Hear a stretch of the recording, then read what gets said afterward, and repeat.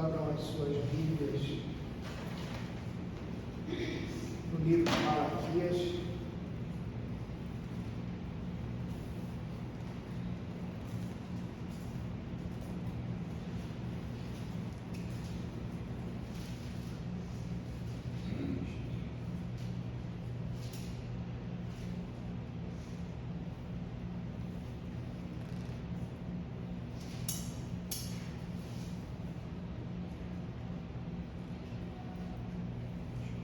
Nós vamos fazer a leitura a partir do capítulo 3, do verso 7 ao verso 12.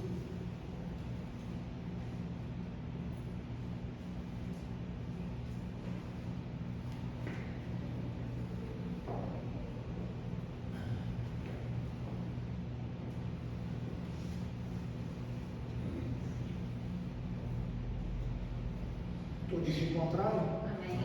Amém. Malaquias, capítulo 3, do verso 7 até o verso 12.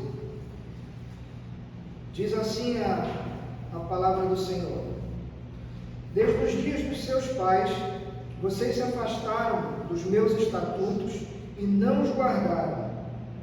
Voltem para mim, e eu voltarei para vocês, diz o Senhor dos Exércitos.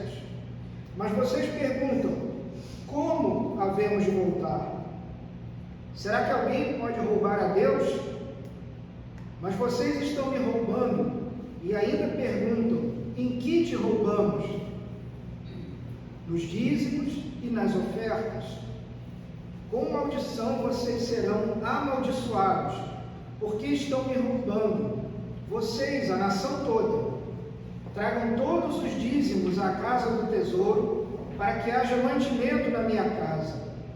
Ponham-me à prova nisto, diz o Senhor dos Exércitos, se eu não lhes abrirei as janelas do céu e não derramar sobre vocês bênção sem medida. Por causa de vocês, repreenderei o devorador, para que não consuma os produtos da terra, e não deixarei que as suas videiras nos campos fiquem sem frutos, diz o Senhor dos Exércitos. Todas as nações dirão que vocês são felizes, porque vocês serão uma terra de delícias, diz o Senhor dos Exércitos. Amém. Esse é um texto, nós finalmente chegamos a um texto que é muito mal utilizado, e que, seguindo o nosso estudo aqui no livro de Malaquias, nós vamos expô-lo e tentar compreender o verdadeiro sentido dessa palavra.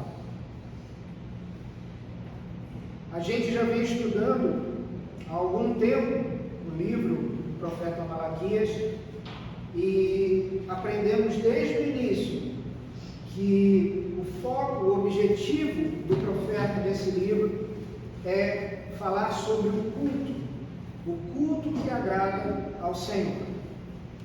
E a melhor maneira de nós entendermos todo esse livro de Malaquias é à luz da doutrina da aliança.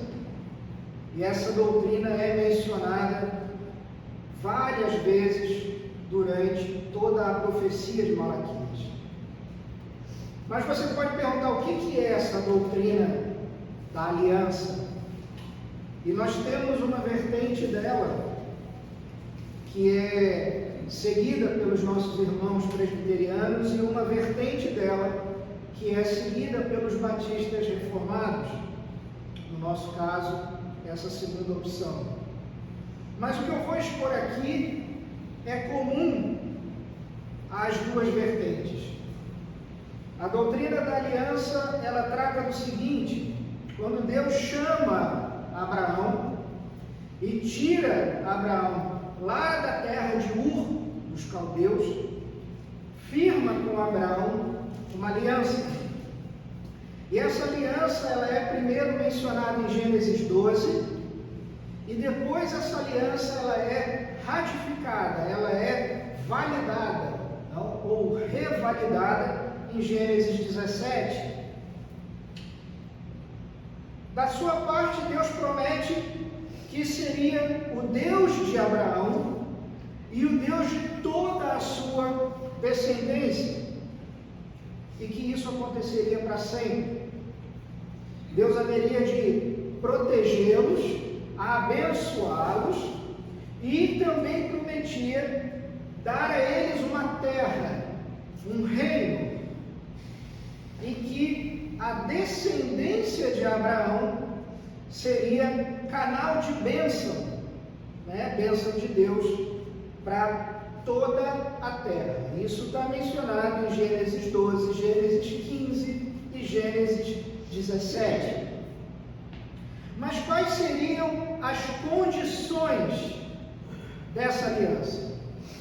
Essa é a parte que Deus promete. Eu prometo ser o seu Deus, proteger, guardar a você e a sua descendência, e que você e a sua descendência teriam uma terra, teriam um reino. Do outro lado, o que teria que acontecer? Eles deveriam obedecer ao Senhor. E o conteúdo dessa obediência viria mais tarde, através de Moisés. Ou seja, centenas de anos depois, Moisés traria, ao descer do Monte Sinai, o conteúdo das leis, e esses seriam os termos que o povo deveria obedecer. Todos os 10 mandamentos, as leis relacionadas ao culto e leis relacionadas a diversos aspectos daquele povo, daquela nação que estava sendo formada. E os descendentes de Abraão, ou seja, o povo de Israel, deveriam obedecer a essas leis e seguir essas leis de todo o seu coração. O selo dessa aliança, ou seja, o selo usado para autenticar, para confirmar essa aliança, era a circuncisão. Era o selo da fé. Fé que o povo tinha nas promessas de Deus, promessas que o povo creria que seriam cumpridas, e motivo pelo qual todos os israelitas do sexo masculino deveriam ser circuncidados. Então os termos eram esses: se o povo obedecesse a Deus, se o povo seguisse de todo o coração as leis que o Senhor havia entregado a ele, Deus o abençoaria. Mas se o povo desobedecesse às leis do Senhor, o povo seria castigado. E a gente vê essa dinâmica acontecendo com muita clareza no Antigo Testamento. Quando o povo desobedecia, Deus enviava o castigo. E quando o povo se arrependia e voltava ao Senhor, Deus suspendia o castigo e passava a abençoá-lo, tanto espiritualmente quanto materialmente. E essa história da aliança no Antigo Testamento, ela é marcada por vários altos e baixos. Na verdade, se a gente lê com atenção a história do Antigo Testamento, a gente vê que é uma história marcada por mais baixos do que altos. Mas existiam, sim, picos de obediência e que o povo gozava de grande bênção, de grande apoio, tanto material quanto espiritual, da parte do Senhor. Porém, quando o povo desobedecia, e isso acontece na maioria das vezes, Deus pesava a sua mão. E o exemplo mais crítico disso é quando o povo é levado ao exílio na Babilônia.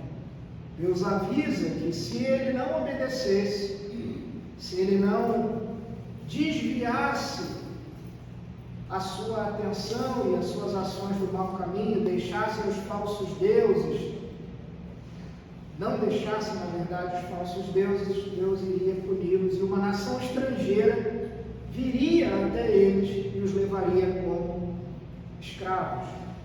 E isso acontece na Babilônia.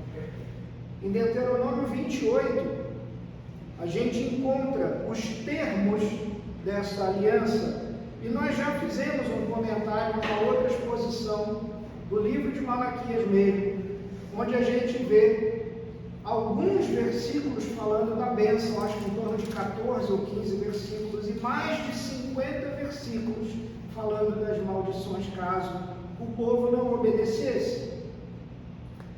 E essas maldições, elas eram chamadas de a espada da aliança.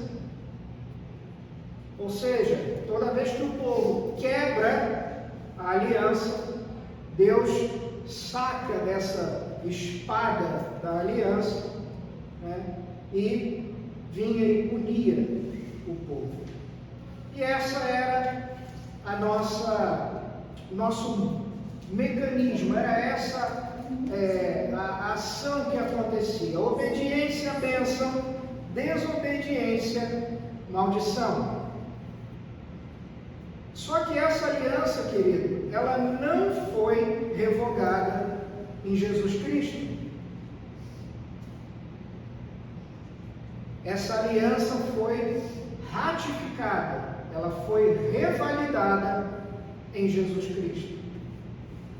A nova aliança que nós encontramos no Novo Testamento, ela não anula a aliança anterior.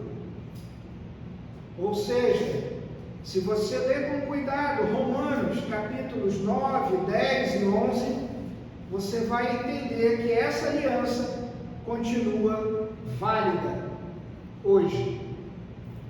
A diferença é que essa aliança ela tem um mediador diferente, um mediador muito maior, que é o que o autor de Hebreus nos fala. O mediador da antiga aliança era Moisés. E o mediador da nova aliança, quem é? É Jesus Cristo. No Antigo Testamento, os animais que eram sacrificados, eles apontavam para o favor de Deus. Quando Jesus confirma essa nova aliança com o seu próprio sangue, ele faz uma coisa que nós não podíamos fazer. Ele cumpre todos os termos dessa aliança por nós.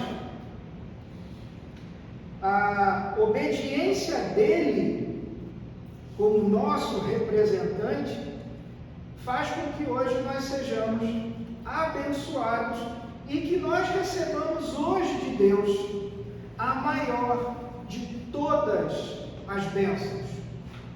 E que bênção é essa? O perdão dos pecados e o acesso direto ao Pai. Ou seja, a aliança, ela ainda está em vigor. Ainda hoje, se você tem um filho de Deus que resolve quebrar essa aliança, vira as costas para o Senhor, começa a andar em descaminho, desobedece a Deus, Deus vem até esse filho, muitas vezes com castigos severos. É só lermos em Hebreus capítulo 12. Capítulo esse que o autor de Hebreus fala que Deus, como um pai amoroso, castiga os seus filhos porque os ama. O castigo, a repreensão é para que haja arrependimento. E esse filho se arrependa, peça perdão e retorne à obediência. E Deus também promete nos abençoar em todos os sentidos, quando nós andamos diante dele em obediência e humildade. Dessa maneira a gente vê que a aliança que foi firmada com o Senhor, ela é perpétua. ela foi administrada de maneira diferente no Antigo Testamento e no Novo Testamento. No Antigo Testamento, com um mediador humano, com sacerdotes humanos, com sacrifícios e sangues de animais.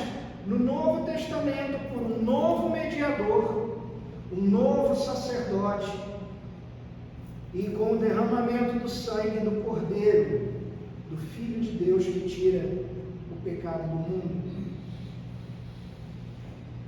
E logo no versículo 7, capítulo 3, versículo 7, Deus começa com aquela dinâmica que a gente já conhece do livro de Malaquias, fazendo uma queixa a respeito do povo. Ele vai dizer que o povo, desde o início da sua existência, vem quebrando a aliança. Ele diz: desde os dias dos seus pais, vocês se afastaram dos meus estatutos e não os guardaram. Voltem para mim, e eu voltarei para vocês, diz o Senhor dos Exércitos. Mas vocês perguntam: como havemos de voltar? Ou seja, desde Abraão até a época de Malaquias, a gente vê aquela história recorrente de desobediência. Os picos de obediência, infelizmente, eles são menores do que os picos e os grandes vales de desobediência. Momentos de glória aconteceram, mas foram poucos esses momentos. Na maior parte do período dos juízes, do período dos reis, do período dos profetas, o que nós vemos é um povo rebelde, sempre se rebelando contra Deus, se esquecendo da sua aliança, se inclinando a deuses pagãos, virando totalmente as costas para o culto aceitável, para o culto correto ao Senhor e, com certeza, provocando a ira de Deus. E essa é a mensagem que o profeta traz: vocês são iguais aos seus pais, sempre desobedecendo ao Senhor e não guardando a aliança.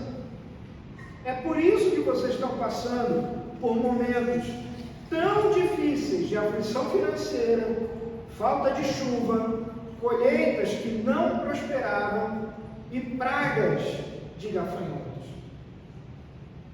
Em seguida, Deus vai, na sua infinita misericórdia, fazer um apelo ao seu povo. Exatamente um apelo nos moldes da aliança. Ele diz no verso 7 ainda: voltem para mim e eu voltarei para vocês.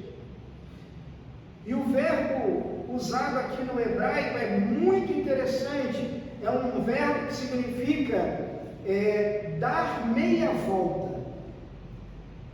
Ou seja, se você está indo em uma direção, você dá meia volta e vai no sentido contrário ao sentido que você estava indo antes. E aqui, mais uma vez, a gente vê os termos da aliança acontecendo. E o povo questiona. Ainda no verso 7, o povo fala: como havemos de voltar? É como se o povo dissesse assim: nós não estamos entendendo o que o Senhor está dizendo. Arrependimento, arrepender-se do quê? O que a gente está fazendo de errado? E Deus responde a essa pergunta do povo com mais um exemplo da quebra da aliança, só que dessa vez fazendo de novo uma pergunta. Deus fala, no início do verso 8: será que alguém pode roubar a Deus? E à primeira vista isso parece ridículo e impossível. Como que alguém pode roubar a Deus? Como um homem, uma criatura, poderia roubar ao Criador? Porque Ele é o dono de todas as coisas que existem. Mas quando a gente se lembra dos termos da aliança, a gente vê que é possível um homem roubar a Deus, porque aqueles que estavam debaixo da aliança, eles deveriam, por força daquela lei entregue a Moisés e o que Moisés entregou ao povo, eles deveriam honrar ao Senhor com os seus bens.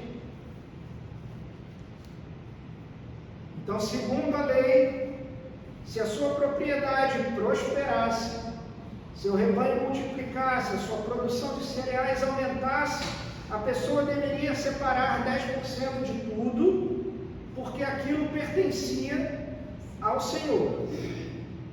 E ainda se somavam a esses 10% outras ofertas que eram obrigatórias com relação ao quebrantamento e ao perdão. Então, meu irmão, o dízimo no Antigo Testamento, ele chegava a mais ou menos 23% de tudo o que havia. Eram 2 dízimos e 1/3. Então era algo em torno de 23%.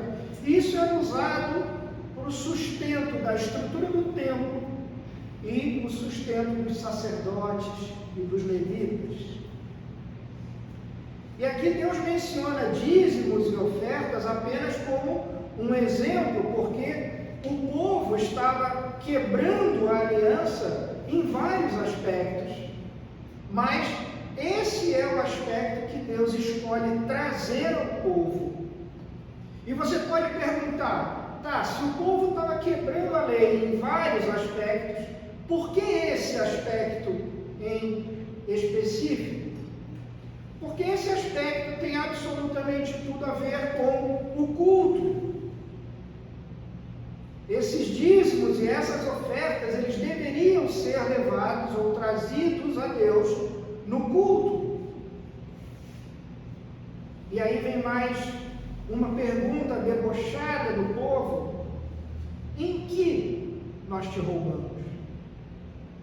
Verso 8, a resposta do Senhor nos dízimos e nas ofertas.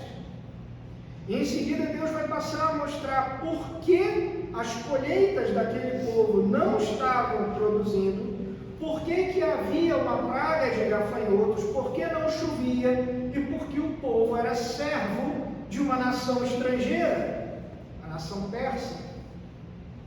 Ele, enfim, vai mostrar o verdadeiro motivo de tudo isso, no verso 9: como maldição vocês são amaldiçoados, porque estão me roubando, vocês, a nação toda. No hebraico, esse termo maldição é necessário. O idioma hebraico exige que antes dele a gente tenha um artigo. Então é como se nós falássemos que com a maldição vocês estão sendo amaldiçoados, porque era uma maldição específica. E você pode já tentar fazer a ligação, é a maldição que está em Deuteronômio 28. Deus estava trazendo sobre a nação a maldição da aliança. Por quê? Porque Deus estava quebrando, o povo, estava quebrando a aliança. Então o fato deles não entregarem o dízimo era um exemplo disso, embora certamente não fosse o único exemplo da quebra da aliança. Mas a questão é, Deus estava amaldiçoando a nação inteira, toda a nação. O fato de não trazer para o culto aquilo que Deus havia determinado na lei, havia se tornado uma prática generalizada. Todos estavam fazendo, todo o povo fazia. Isso era roubo, porque, segundo a aliança, aquilo pertencia ao Senhor. Era propriedade de Deus por direito. E o verbo, mais uma vez traduzido aqui por roubar, no hebraico significa tirar com violência. Ou seja, se a gente fosse usar um termo jurídico, é como se fosse algo doloso, ou seja, o povo estava fazendo com a intenção de realmente fazer. Não era algo do tipo, fiz sem querer. E você pode pensar, por que então que a ira do Senhor não destruía aquele povo? Nós vimos 15 dias atrás, na nossa última pregação, que no verso 6 desse capítulo, o Senhor fala, porque eu, Senhor, não mudo, por isso vocês, filhos de Jacó, não foram destruídos. Ou seja, mesmo quando nós quebramos a aliança com o Senhor, Deus não destrói, não nos destrói. Ainda se Deus agisse dessa maneira, Deus estaria certo, Deus seria bom e Deus seria justo. Mas Ele não faz, porque Ele não volta atrás na parte dele, da promessa, da aliança. O que Ele realmente se propôs a fazer foi trazer para si um povo, criar para si um povo que pertence a Ele. Ou seja, como parte da aliança, nós temos acesso à misericórdia do Senhor. E na verdade, o simples fato do Senhor fazer uma aliança conosco, pecadores miseráveis, já é um sinal de extrema misericórdia. E logo na sequência do texto virá a resposta do Senhor. Deus vai lançar um desafio ao povo. No verso 10 está escrito: tragam todos os dízimos à casa do tesouro, para que haja mantimento na minha casa. Ponham-me à prova nisto, diz o Senhor dos Exércitos, se eu não lhes abrir as janelas do céu e não derramar sobre vocês bênção sem medida. E essa, querida, é uma das poucas vezes em que Deus convida os homens a prová-lo, a colocar ele em prova. Em geral, a Bíblia vai nos ensinar que é Deus quem prova o homem. Mas esse caso é específico, e o teste consistia no seguinte: olha, venham, obedeçam a minha aliança, sejam obedientes à minha palavra e tragam-me todos os dízimos. Você pode perceber, na nossa tradução está escrito o dízimo todo. Ou seja, parece que o povo, para não dizer que não estava trazendo nenhum dízimo, parecia que o povo estava trazendo parte do dízimo, mas não o dízimo inteiro.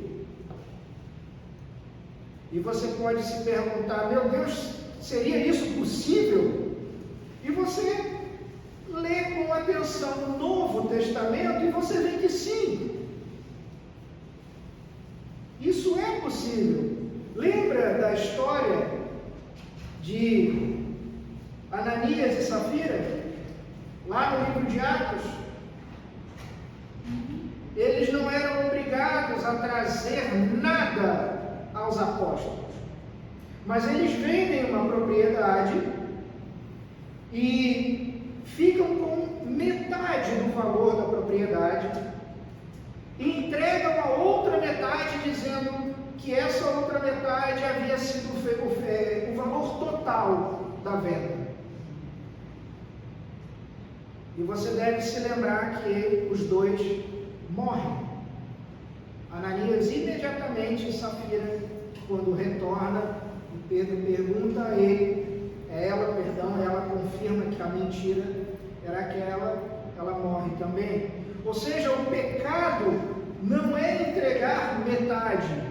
O pecado de Ananias e Safira foi a mentira, mentir contra o Espírito Santo. Deus sabia que eles estavam trazendo apenas uma parte do dízimo e achando que eles estavam assim cumprindo a exigência, a lei que Deus havia colocado, como se nós achássemos que fosse possível enganar o Senhor.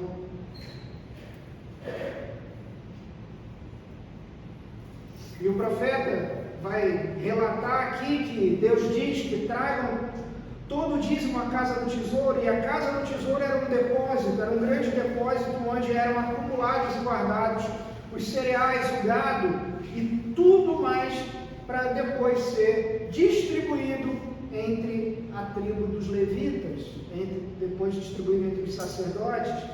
E além disso, o restante era usado para alimentar órfãos e viúvas. Finalmente, uma última parte era queimada como parte da lei e do culto ao Senhor. E o que o povo estava fazendo acabava gerando um problema social, porque não trazendo o dízimo todo, ou não trazendo nenhum tipo de dízimo, eles acabavam prejudicando também órfãos e viúvas. Não só os levitas, os sacerdotes, ficavam com menos comida, como também não havia para distribuir aos órfãos e às viúvas. Você deve se lembrar que a tribo de Levi, quando Deus reparte a terra, a tribo de Levi não recebe terra. Ela se torna simplesmente responsável pelo culto ao Senhor e por toda a gestão do templo, primeiro do tabernáculo e depois do templo do Senhor. Ou seja, não havia terra, o levita não tinha terra para cultivar, para plantar, não tinha gado, não tinha rebanho. Ou seja, é simplesmente um imposto que era utilizado para alimentar as pessoas dessa tribo. Uma boa analogia que nós faríamos hoje seria com relação ao imposto de renda. Deixa de pagar o imposto de renda e vê o que acontece com você hoje. Pode demorar um tempo, mas você vai acabar sendo preso. O dízimo naquela época era da mesma maneira, um imposto, e que tinha o seu uso já destinado. Mas como que Deus iria então abençoar esse povo? A bênção que o Senhor promete a esse povo quando faz esse convite para que o povo retorne à obediência é uma bênção tríplice. Primeiro ele fala que seriam abertas as janelas dos céus. E isso, meu querido, não significa nada além de trazer chuva. Se você olhar lá em Gênesis capítulo 7, você vai ver o mesmo termo sendo utilizado. Ou seja, chuvas seriam enviadas sobre as colheitas, chuvas que eles não estavam tendo, porque Deus havia cessado as chuvas como parte do castigo. Segundo, Deus diz no verso 11 que repreenderia o devorador. E o devorador aqui, querido, é um tipo de gafanhoto. Se você fizer uma leitura cuidadosa do livro do profeta Joel, Joel vai fazer com detalhes a descrição de 3 tipos de gafanhoto. E um desses tipos é chamado de devorador. Joel, capítulos 1 e capítulo 2, vão trazer essa informação para nós. E porque ele era chamado de devorador, eles vinham em nuvem. Quem olhava ao horizonte achava que era uma nuvem muito grande, ou que o sol realmente havia sumido. E eles pousavam em cima de uma lavoura, e quando levantavam o voo, mais ou menos 20, 30 minutos depois, não havia nada da lavoura. Eles eram gafanhotos muito grandes. Se você procurar no Google, você vê a foto de um gafanhoto desse devorador. extremamente temidos no Oriente Médio, porque eles poderiam, em menos de uma hora, destruir toda a plantação de uma pequena vila. Mas Deus promete que essa praga seria impedida por ele e que as suas lavouras, além de receber chuva, não seriam atacadas por uma praga. Terceiro, finalmente Deus diz no verso 11 que não deixaria que as suas videiras nos seus campos ficassem sem frutos. E a plantação de uva para aquelas pessoas naquela região era uma fonte de renda. Eles faziam das uvas o vinho, eles faziam a passa, a uva passa que a gente conhece, e eles comiam parte das uvas como parte da sua dieta e da sua alimentação. Então, da mesma maneira, Deus promete abençoar essa colheita também. Por fim, no verso 12, o Senhor vai falar: todas as nações dirão que vocês são felizes, porque vocês serão uma terra de delícias, diz o Senhor dos Exércitos. Ou seja, haveria abundância, haveria fartura de sobra, tudo que fosse necessário para o suprimento daquele povo viria das mãos do Senhor, e mais ainda, para que eles pudessem abençoar outras pessoas.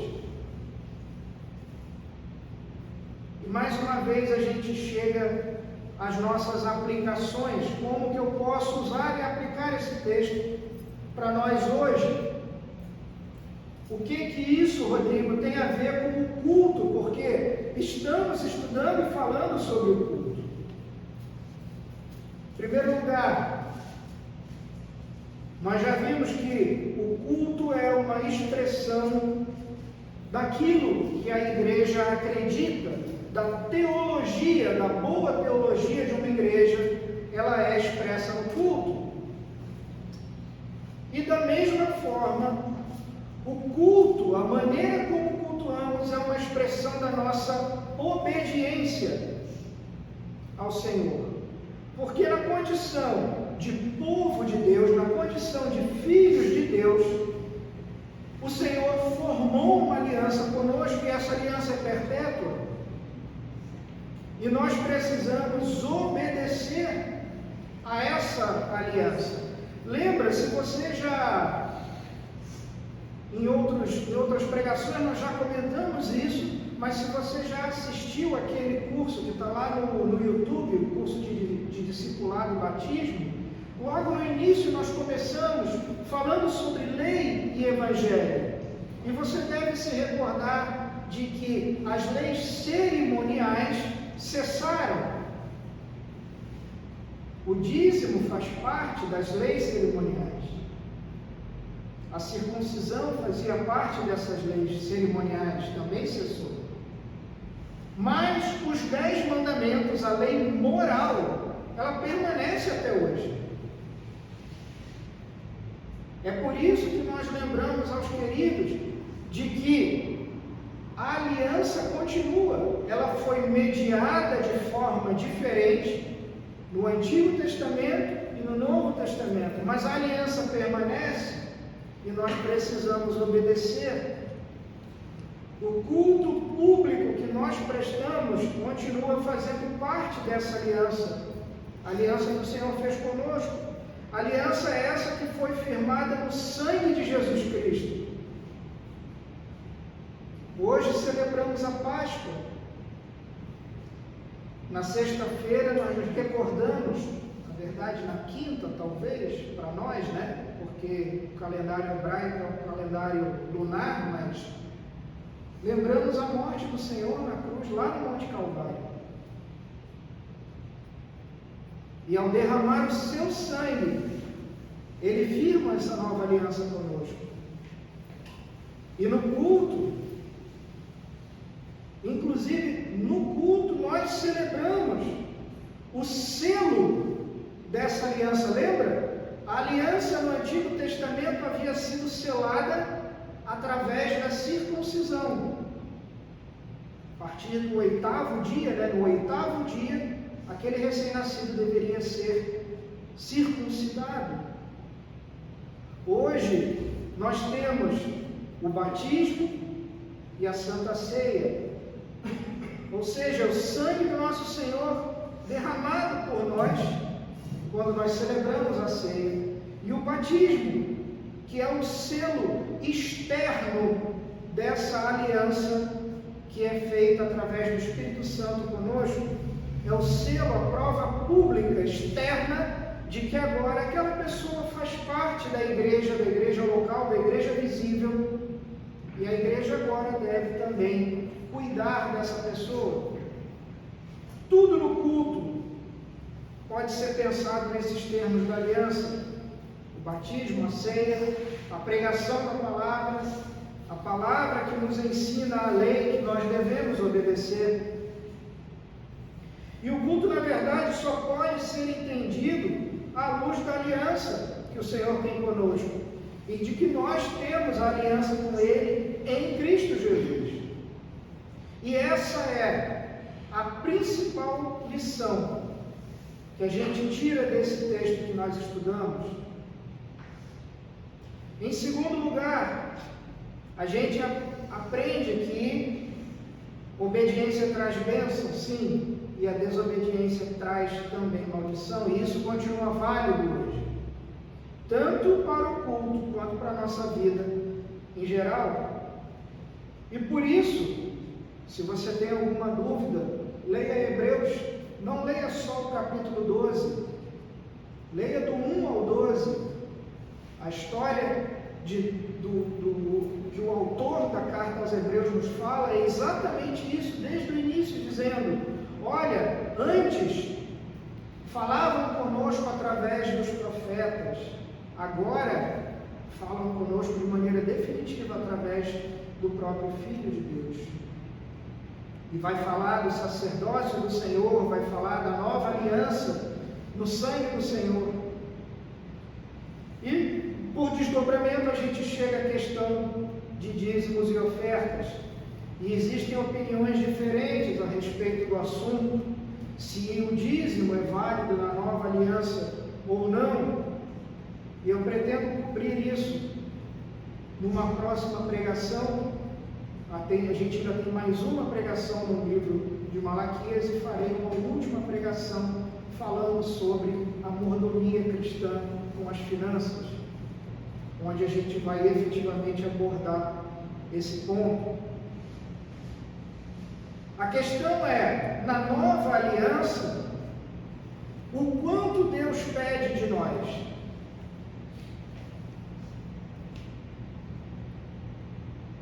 Na nova aliança, Deus pede que nós consagremos a Ele tudo. Ele pede que a nossa vida inteira seja consagrada a Ele.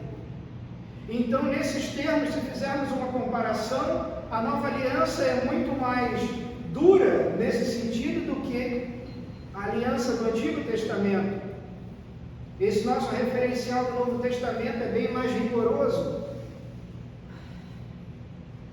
Mas, quer seja no Antigo, quer seja no Novo Testamento, faz parte dessa aliança com o Senhor nós contribuirmos com aquilo que nós temos para o reino do Senhor, seja para o sustento dos seus ministros, o atendimento àqueles que precisam, ou qualquer outra necessidade vinda do povo do Senhor. Ou seja, ofertar faz parte da aliança, e Deus espera que nós ofertemos. Infelizmente, a teologia da prosperidade pega esse texto e tira esse texto do contexto. As pessoas começam a fazer uma relação imediata entre dízimo e ser abençoado. Elas começam a falar: você quer ser próspero, você quer ser abençoado financeiramente, então dê o dízimo.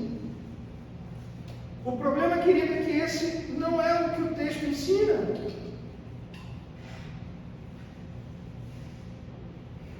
O que o texto destaca para nós, do início ao fim, é a obediência ao Senhor. Se você ler o início do texto novamente, no versículo 7, desde os dias dos seus pais vocês se afastaram dos meus estatutos e não os guardaram. O tempo inteiro Deus está falando sobre obediência. Se o seu coração, querido, não se converteu, você pode trazer 3 vezes o valor do dízimo, porque nada vai acontecer. Se você não estiver obedecendo aos termos da aliança, andando em retidão diante do Senhor, vivendo uma vida de santidade, na presença do Senhor, não importa o quanto você oferte, nada vai adiantar. O que o Senhor abençoa, meu irmão, minha irmã, não é o dízimo em si. O que Deus abençoa é o seu coração. Você lembra no Novo Testamento a história da viúva que ofertou uma moedinha? Pois é, 2 coisas devem ser notadas. Primeiro, a viúva continuou pobre.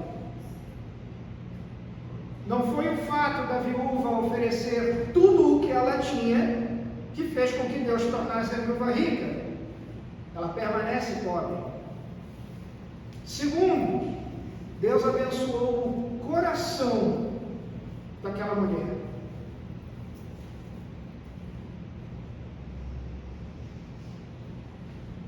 O que Deus abençoa, meu irmão, minha irmã, é a obediência. O que Deus realmente abençoa é o coração reto, o desejo de você agradar ao Senhor. O que Deus quer de mim, o que Deus quer de você é obediência. Lembra da história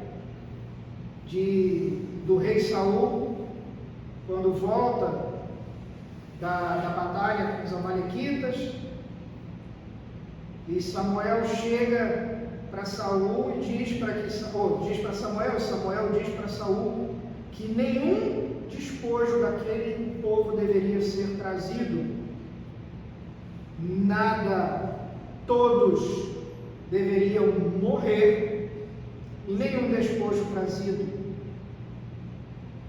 Saul desobedece nos 2 pontos. O rei amalequita é trazido vivo, depois ele é morto, mas ele é trazido vivo como um animalzinho de estimação, como se fosse um cachorrinho numa coleira. E Saul traz o gado, o rebanho dos amalequitas, com a desculpa depois para Samuel de que não, eu trouxe porque eu iria fazer um grande sacrifício ao Senhor, por isso eu trouxe esse gado todo.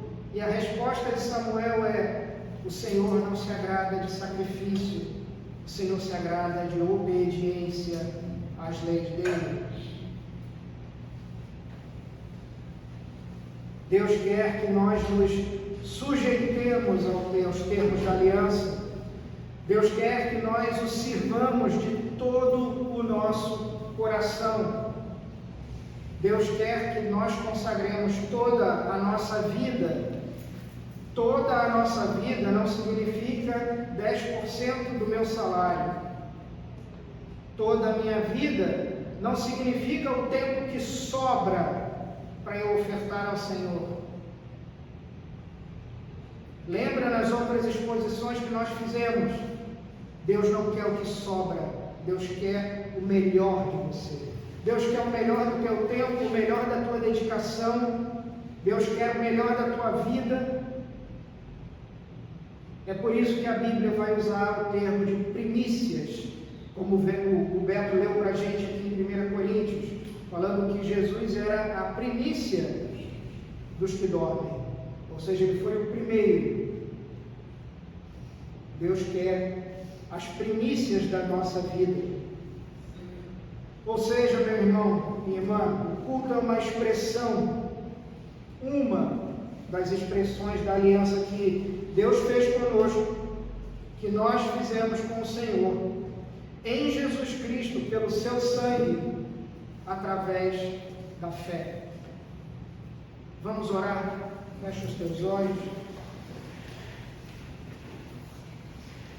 Senhor Deus Todo-Poderoso, nós louvamos, Senhor, o teu nome, agradecidos, Pai, pela tua palavra, constrangidos, Senhor, pela tua palavra. Pedimos ao teu Espírito Santo, Pai, que atue nos nossos corações, nas nossas mentes, para que nós venhamos a oferecer o que nós temos de melhor ao Senhor. Que nós venhamos a oferecer a nossa vida como um todo. Que nós possamos oferecer o nosso tempo, oferecer também parte dos nossos recursos, oferecer a nossa atenção, colocar o Senhor como primícia das nossas vidas, para que nós busquemos o seu reino, a sua verdade, antes de qualquer outra coisa, crendo como promessa da sua aliança, de que todo o resto nos seria acrescentado. O Senhor também nos lembre as palavras do seu Filho, nosso Salvador. Por que vocês se preocupam? Por que vocês agem como os gentios, aqueles que não conhecem a aliança? Por que vocês se preocupam com o que vão comer, beber, vestir? O Senhor nos promete isso e muito mais. Que teu Espírito também nos ensine de que Deus não é um Deus de barganha, nós não podemos barganhar com o Senhor.